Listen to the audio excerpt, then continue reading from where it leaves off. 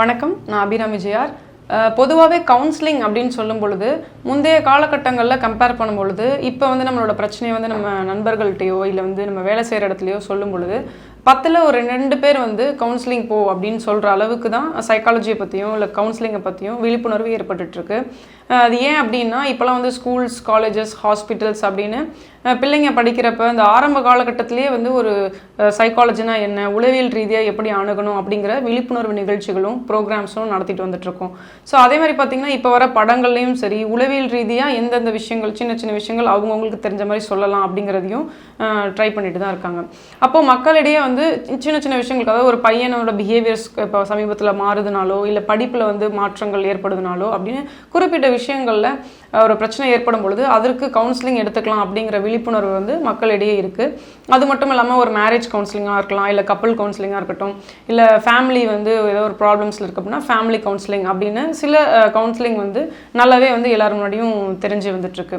அப்படி பார்க்கும்போது grief counselling அப்படின்றது ஒரு டைப் ஆஃப் கவுன்சிலிங். ஸோ அந்த கிரீஃப் கவுன்சிலிங் இல்லைனா பெரீவ்மெண்ட் தெரப்பி அப்படின்னு சொல்லுவோம். அதை பற்றி தான் இந்த வீடியோவில் பார்க்க போகிறோம். இப்போ பொதுவாகவே வந்து மனிதர் வந்து பிறப்புலேருந்து இறப்பு வரைக்கும் ஒரு மனிதருக்கு வந்து இழப்பு அப்படிங்கிற ஒரு விஷயம் இல்லாமல் இருக்கவே இருக்காது. அதாவது லாஸ் அப்படிங்கிறது ஏதோ ஒரு வகையில் இருக்கும்.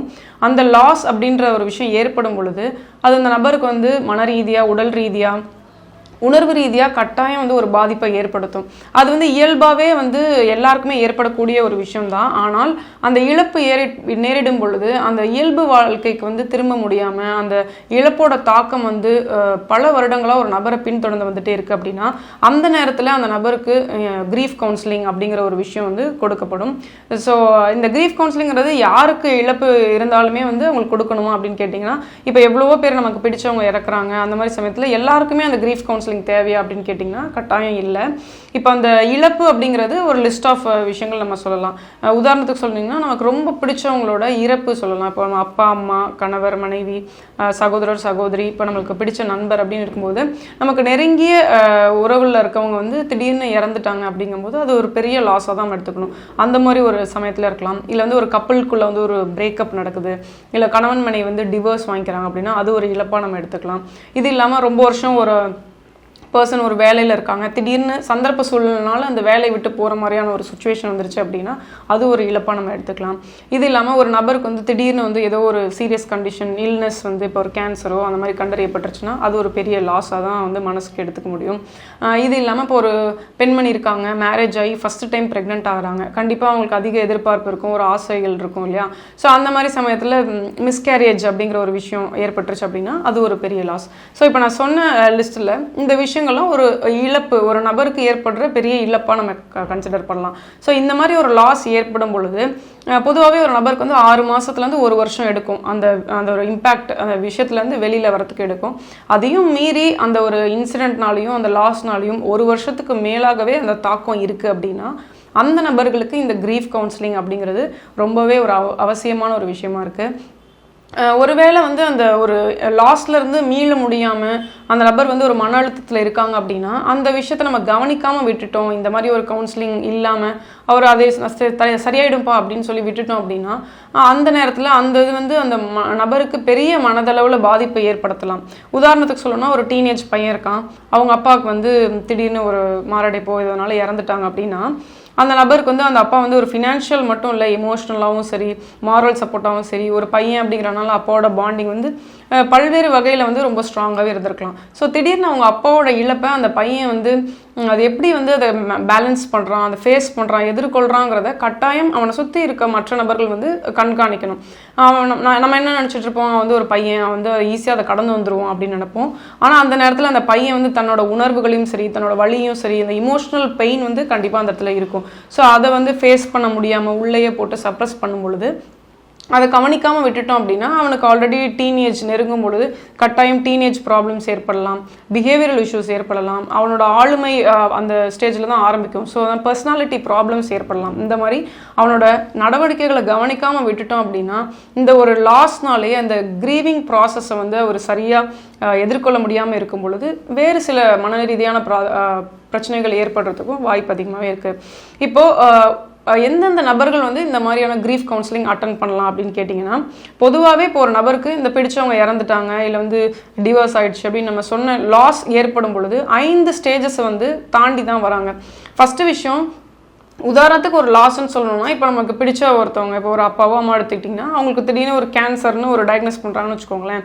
ஃபஸ்ட்டு ஸ்டேஜ் வந்து என்னவா இருக்கும்னா டினையல் ஸ்டேஜ்னு சொல்கிறாங்க. அதாவது ஷாக்கு. நமக்கு வந்து இந்த மாதிரி ஒரு விஷயம் சொன்ன உடனே நம்ம வந்து ஷாக்கில் தான் இருப்போம். இல்லை இந்த மாதிரி நடக்கவே நடக்காது அப்படின்ற ஒரு டினையல் ஸ்டேஜில் தான் இருப்போம். இல்லை அந்த மாதிரி இருக்காது, அதை வந்து ரீசெக் பண்ணுறது, அதை ஏற்றுக்க முடியாமல் திருப்பி இன்னொருத்தவங்கள்ட்ட போய் பார்க்குறது அப்படிங்கிற ஒரு ஸ்டேஜ் தான் ஃபஸ்ட்டு ஸ்டேஜ் அப்படின்னு சொல்லுவோம். அதுக்கப்புறம் சில நாட்களில் சில மாதங்களில் அந்த டினைலுங்கிறது வந்து ஓரளவுக்கு குறைஞ்சும் போது, அந்த ஷாக் குறையும் போது ஆங்கர் அப்படிங்கிற ஒரு ஸ்டேஜுக்கு வரும். அதாவது நமக்கு மட்டும் ஏன் அப்படி வந்துச்சு, கடவுள் ஏன் என்னை மட்டும் இப்படி படைச்சிருக்காரு, எனக்கு மட்டும் ஏன் வாழ்க்கையில் சந்தோஷமே இல்லை, ஒய் மீ அப்படிங்கிற அந்த கொஷின் வந்து இந்த ஸ்டேஜ் 2ல் வரும். 3வது ஸ்டேஜ் பார்த்தீங்கன்னா பார்கெனிங்னு சொல்லுவோம். அதாவது கடவுள்கிட்ட வந்து எப்படியாச்சும் என் அம்மாவை வந்து காப்பாற்றிடு, எப்படியாச்சும் இதை குணப்படுத்திடு, உனக்கு என்ன வேணா பண்ணுறேன் அப்படின்னு டு த எக்ஸ்ட்ரீம். நம்மளால் பண்ண முடியாத விஷயங்கள் கூட நான் செஞ்சு கொடுத்துட்றேன், ஆனால் எனக்கு இந்த விஷயத்துலேருந்து என்னை எப்படியாவது சரி பண்ணி கொடுத்துருன்னு நம்ம முடிகிறவங்கள்ட்ட, டாக்டர்ஸாக இருக்கட்டும் இல்லை ப்ரே பண்ணுற போகிற இடத்துல இருக்கட்டும், தெரிஞ்சவங்கள்ட்ட இருக்கட்டும், கெஞ்ச ஆரம்பிப்பாங்க. ஸோ அதுதான் ஸ்டேஜ் 3. 4th ஸ்டேஜ் பார்த்தீங்க அப்படின்னா டிப்ரெஷன். அதாவது நமக்கு ஏற்பட்டுருச்சு, அதை நம்மளால் ஏற்றுக்க முடியல, ஷாக்கில் இருந்தோம், கோவம் இருந்தோம், எப்படியாவது சரி பண்ணிடலான்னு பார்த்தோம். ஆனால் நாட்கள் போக போக அதே சூழ்நிலை தான் இருந்துகிட்ருக்குங்கிறத உணர்ந்து டிப்ரெஷனுக்குள்ளே போக ஆரம்பிப்பாங்க. இந்த மாதிரி ஒரு வாழ்க்கையை வாழணுமா அப்படிங்கிற ஒரு விரக்தியாக இருக்கட்டும், எந்த ஒரு விஷயத்துலையும் ஈடுபாடு இருக்காது, நாட்டம் இல்லாமல் இருக்கிறது, அந்த மாதிரியான ஒரு பிஹேவியர்ஸ்குள்ளே போவாங்க. அதை தாண்டி கடைசி ஸ்டேஜ் தான் அக்செப்டன்ஸ் அப்படின்னு சொல்கிறோம். ஒரு வேளை நடக்கிறது வந்து நமக்கு பிடிக்குதோ இல்லையோ, ஆனால் இதுதான்ப்பா ரியாலிட்டி அப்படிங்கிறத புரிஞ்சுக்கிறது தான் இந்த அக்செப்டன்ஸ் ஸ்டேஜ் அப்படின்னு சொல்லுவோம். இப்போது நம்மள நிறைய பேருக்கு வந்து பிடிச்சவங்க இறந்துருக்கலாம், நமக்கு நினச்ச மாதிரி சில விஷயங்கள் நடக்காமல் இருந்திருக்கலாம். சில பேருக்கு வந்து பெட்ஸுங்கிறது ஒரு நம்ம வந்து மனிதர்கள் மாதிரி தானே ட்ரீட் பண்ணுறோம். ஸோ ரொம்ப நாள் வளர்த்த அந்த பெட் வந்து ஏதாவது ஆயிருந்திருக்கலாம்.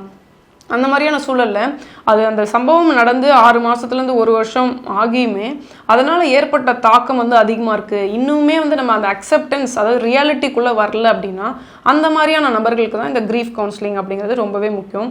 ஏன் அப்படின்னா, ஒரு நபர் வந்து இழப்பு அப்படிங்கிற ஒரு விஷயத்தை சந்திக்கும் பொழுது அவருக்குள்ள நிறைய ஒரு உணர்வுகள் இருக்கும். அதாவது கில்ட் இருக்கும், குற்ற உணர்வு இருக்கும், தாழ்வு மனப்பானம் இருக்கும், சுய சந்தேகங்கள் இருக்கும், நம்ம சரியாக தான் கையாண்டோமா இல்லை நம்மளால தான் இது ஆயிடுச்சா அப்படின்னு பல உணர்வுகள் வந்து போகும். ஸோ அந்த மாதிரியான நேரங்களில் கட்டாயமாக இந்த கிரீஃப் கவுன்சிலிங் அப்படிங்கிறத கட்டாயம் எடுத்துக்கிறதோட தேவை வந்து ரொம்பவே அதிகமாக இருக்குது. இது எடுத்துக்கிறதுனால என்ன பெனிஃபிட்டு, என்ன பயனடைய போகிறோம் அப்படின்னு கேட்டிங்கன்னா, ஃபஸ்ட்டு விஷயம் நான் ஆல்ரெடி சொன்ன மாதிரி கிரீஃப், ஒரு நபர் வந்து துக்கத்தில் இருக்காங்க அப்படின்னா ஆல்ரெடி அது வந்து மீளா துயரம் அப்படின்னு தான் சொல்கிறோம். அந்த நேரத்தில் எமோஷன்ஸ் வந்து ரொம்ப வேரி ஆகும். இப்போ நமக்கு பிடிச்சவங்களை வந்து நம்ம காப்பாற்ற முடியாத ஒரு சூழ்நிலை ஏற்பட்டுருச்சுன்னா ஃபஸ்ட்டு விஷயம் வந்து நம்ம சரியாக அந்த டைமில் போயிருக்கலாமோ, நம்ம பார்த்துருந்துருக்கலாமோ, முன்னாடியே டாக்டர்கிட்ட கூட்டிகிட்டு போயிருந்துருக்கலாமோ, இல்லை இதெல்லாம் முன்னாடியே செஞ்சுருக்கலாமோ, நம்மளால தானோன்னு பல எதிர்மறை எண்ணங்கள் ஏற்படும். ஸோ அந்த இமோஷ்னல் சப்போர்ட் வந்து சுற்றி இருக்கிறவங்கள விட அந்த ப்ரொஃபஷ்னல்னு சொல்லக்கூடிய அந்த கிரீஃப் கவுன்சிலிங்கில் தான் வந்து கட்டாயம் உங்களுக்கு கிடைக்கும். இன்னொரு விஷயம் பார்த்தீங்கன்னா கோப்பிங் ஸ்கில்ஸ். இல்லை ஒரு நபர்களுக்கும் ஒரு பிரச்சனை ஏற்படும் பொழுது கோப்பிங் ஸ்கில்ஸ் அப்படிங்கிறது ரொம்பவே முக்கியம். அதை வந்து உங்கள் கவுன்சிலிங்கில் நீங்கள் ஆரோக்கியமான முறையில் தான் உங்களோட பிரச்சனையை வந்து கோப்பப் பண்ணுறீங்களா அப்படிங்கிறத ப்ராப் பண்ணி கேட்டு, எந்த விஷயம் நீங்கள் பண்ணுறது வந்து உங்களோட பிஹேவியரை வந்து பாதிக்குதுங்கிறத அவங்க சொல்லி ஒரு ஹெல்த்தியான கோப்பிங் மெக்கானிசம்ஸ் உங்களுக்குள்ளே உருவாகிறதுக்கு அவங்க ஹெல்ப் பண்ணுவாங்க. இன்னொரு விஷயம் பார்த்தீங்கன்னா, உங்களுக்கு இந்த மாதிரி ஒரு லாஸ் ஏற்படும் பொழுது ஃப்யூச்சரில் அந்த க்ரீவிங் ப்ராசஸை வந்து எப்படி அண்டர்ஸ்டாண்ட் பண்ணுறது, ஒரு எமோஷ்னல் பெயின் இருக்குன்னா பெயினை வந்து எப்படி அக்செப்ட் பண்ணுறது. இப்போ வாழ்க்கை அப்படின்னா ஒரு தடவை தான் இழப்பு அப்படின்னு சொல்ல முடியாது. நமக்கு பிடிக்காத விஷயங்களோ மேலும் வலி ஏற்படுறதுக்கான வாய்ப்பு இருக்குது. அந்த மாதிரி சமயத்தில் அந்த பெயின் வந்து எப்படி அக்செப்ட் பண்ணுறது, ஸ்லோவாக அந்த ப்ராசஸ் எப்படி அண்டர்ஸ்டாண்ட் பண்ணுறதுங்கிறதுக்கான டெக்னிக்ஸாக இருக்கட்டும், ஸ்ட்ராட்டஜிஸாக இருக்கட்டும், இதெல்லாமே உங்களுக்கு கவுன்சிலிங்கில் சொல்லி தருவாங்க. இது மட்டும் இல்லாமல் லாங் டேர்மில் உங்களுக்கு வந்து உங்கள் எமோஷன்ஸ் எப்படி ஹேண்டில் பண்ணுறது, ஒரு இழப்பு ஏற்பட்டால் அதை எப்படி வந்து நீங்கள் எதிர்கொண்டு உங்கள் லைஃபோட குவாலிட்டியை வந்து மேம்படுத்துறது அப்படிங்கிறத ஆரம்பித்து உங்களோட இயல்பு நிலைக்கு நீங்கள் எப்படி திரும்புறது அப்படிங்கிற வரைக்கும் உங்களோட லைஃப்பில் ஒவ்வொரு பாகமாக வந்து அவங்க வந்து வழி நடத்திட்டே வருவாங்க. ஸோ அந்த கவுன்சிலிங் அப்படிங்கிறது அந்த லாஸ்க்கு மட்டும் இல்லாமல் லாங் டேர்மில் உங்கள் லைஃபோட குவாலிட்டி இம்ப்ரூவ் பண்ணுறதுக்கான ஒரு சப்போர்ட்டாக தான் நம்ம பார்க்கணும். ஸோ அப்படி பார்க்கும்போது இந்த துக்கம் அப்படிங்கிறது வந்து நம்மளோட வீக்னஸோ அந்த மாதிரி எடுத்துக்கிறதுல ஒரு அர்த்தமே இல்லை. நமக்கு பிடிச்சவங்க இறப்பு அப்படிங்கிறது வந்து கண்டிப்பாக ஏற்றுக்கொள்ள முடியாத ஒரு விஷயம்தான்.